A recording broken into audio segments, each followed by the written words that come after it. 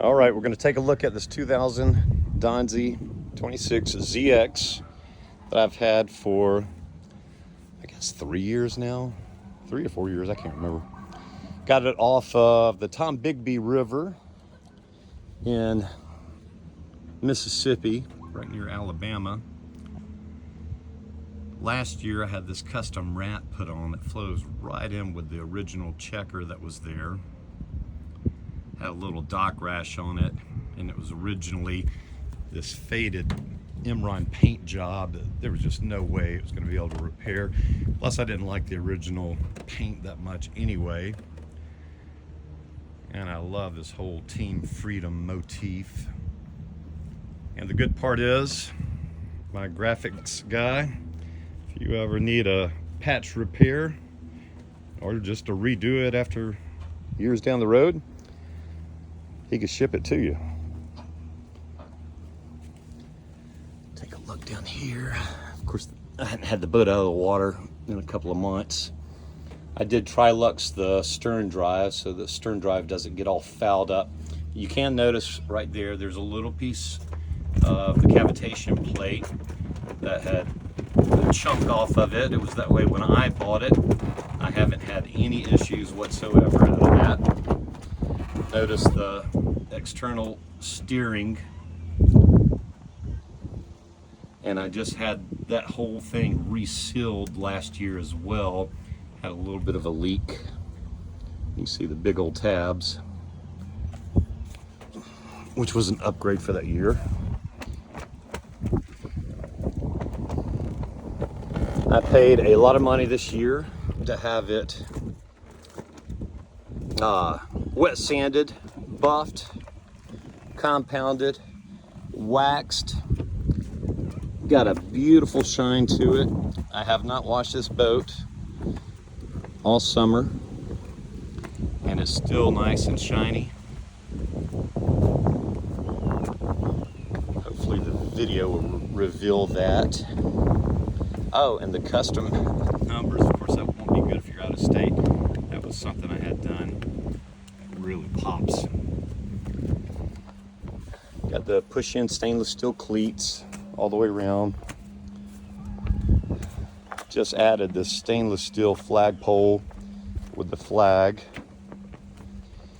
Had Aquadeck do the flooring. They're located in Buford, Georgia, so it worked out real good versus C-Deck, as I was able to take it to them. They were able to do the template. Then I had Overboard Designs do this killer custom upholstery job. Made it look about 20 years newer. You can see the different type of material that they were able to add in. They even took the time to kind of custom mold and square off these bolsters a little bit to just give them a more of a modern look. Integrated the checker onto the back of the seats here. You can see the flooring again. I added these stainless steel cup holders. I just needed more cup holders.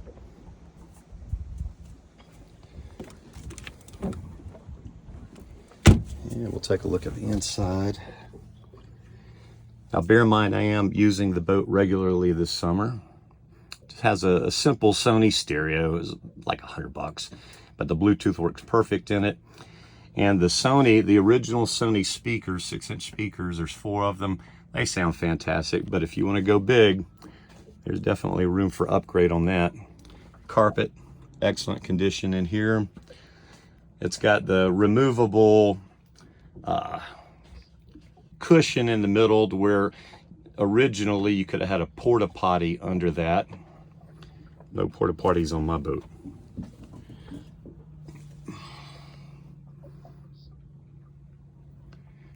So there's your interior, nice and clean.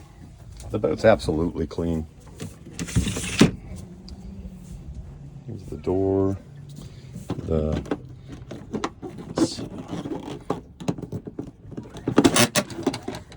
That was an original equipment piece that I actually replaced because the original one was broken, but I never use it.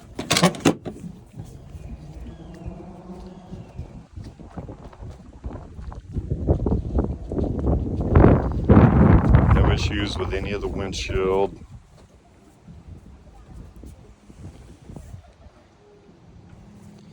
The battery switch located back here. It does have twin batteries. Let's pop open the hatch.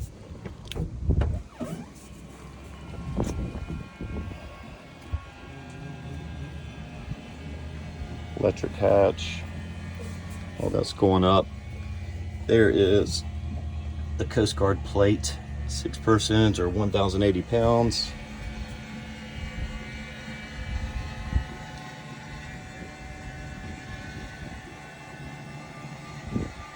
Tons of room inside this engine compartment, and I love that because I do my own service and I can get all the way around. Changing the plugs is easy. I did the plugs last year, did the cap and rotor last year. I do the engine oil, the gear lube annually, fuel filter annually. Look at all this space in here.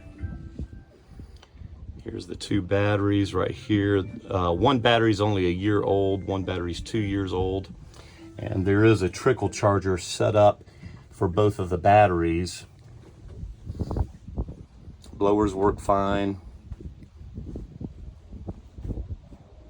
Okay, let's talk about any things that are less than perfect. On the thermostat housing, little water distribution piece right there does have some rust on it. There is no rust anywhere else on this engine, I can assure you. No rust whatsoever. The gear lube, I have to top it off about 2 to 3 times per season, and that's putting 50 to 70 hours per season on it.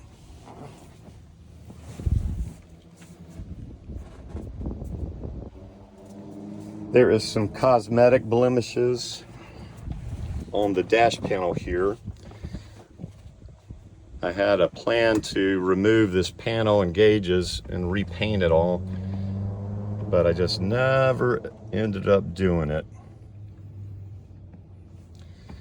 The gaff-rig trim indicators, it does not work, and I just didn't worry about replacing it. Every boat I've had in the past didn't even have it. So I did not worry about it. So that's non-functional. The depth finder works 99% of the time, but not 100% of the time. The hour gauge is, I don't know if you can see the numbers there, it says 458 hours. That's very accurate. We put our computer on it, and with the Mercury Tech 2 computer, the hour meter here is reading about 2 hours high. Oil pressure gauge works just fine. There is condensation on the tachometer. The tachometer does work, but there's a lot of condensation in it. And there is some hazing in the lens on the fuel level gauge, the water temperature gauge. The miles per hour gauge looks fine, and there's a little bit of hazing in the lens on the volt gauge, but all those gauges do work. The radio remote unit right here was original. That unit is no longer available, so this part is actually obsolete. There's room for something else to go there. I just never got around to doing anything with it. I added in this switch panel right here. The boat has underwater lights, but I'm going to tell you, they were cheap underwater lights. They did not last long. So if you want to throw in some nice Lumatex or something like that, it's already wired up all the way to the back to where it'd be easy to throw some underwater lighting in there.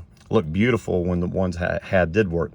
The other switches for, I had LED cockpit lighting, that was accent lighting, red, looks beautiful at night, but my LED strips quit working this past year and I have not replaced it, but it's pre-wired and ready to go for that. And I added this right here for charging up cell phones. So that's something I did add. Compass works fine. No other, those are just minor issues. There was one issue in the paint job here where this part has a split in the paint. that I wanted to chip away. I haven't done it yet, but I was going to chip this away and get some touch-up paint to fix that.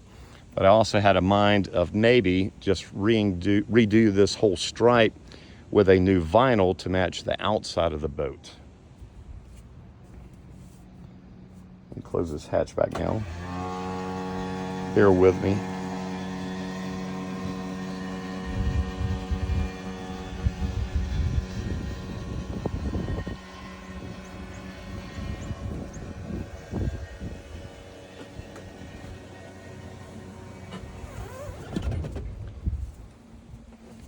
Real minor gel chip right here. There's one starburst right here where something's impacted. It's been that way since I've had it. No issues up there. No issues here. There's a little bit of dock rash I just got like a week ago in the wrap right here that needs to be cleaned up. Nothing big. Rub rail's all good. A little bit of some stress where something fell on it, real minor right there.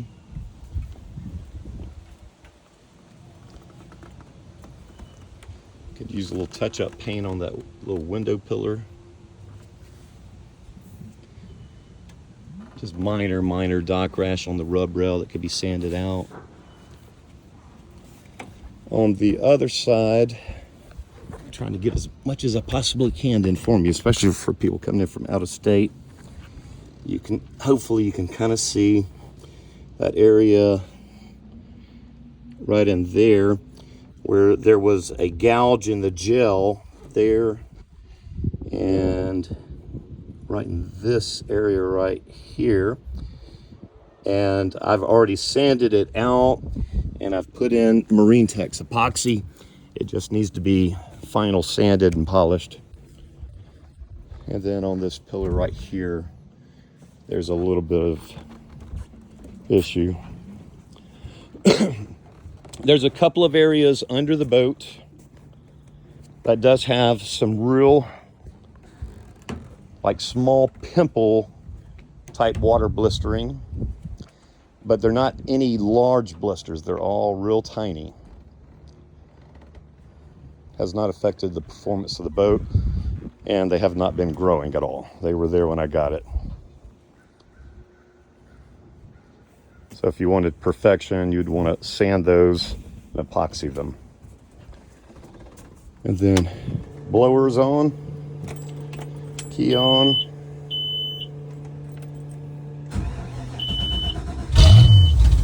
And I have not cranked it in about a week. And it doesn't matter, if I didn't crank it up all season, it would still crank up just like that.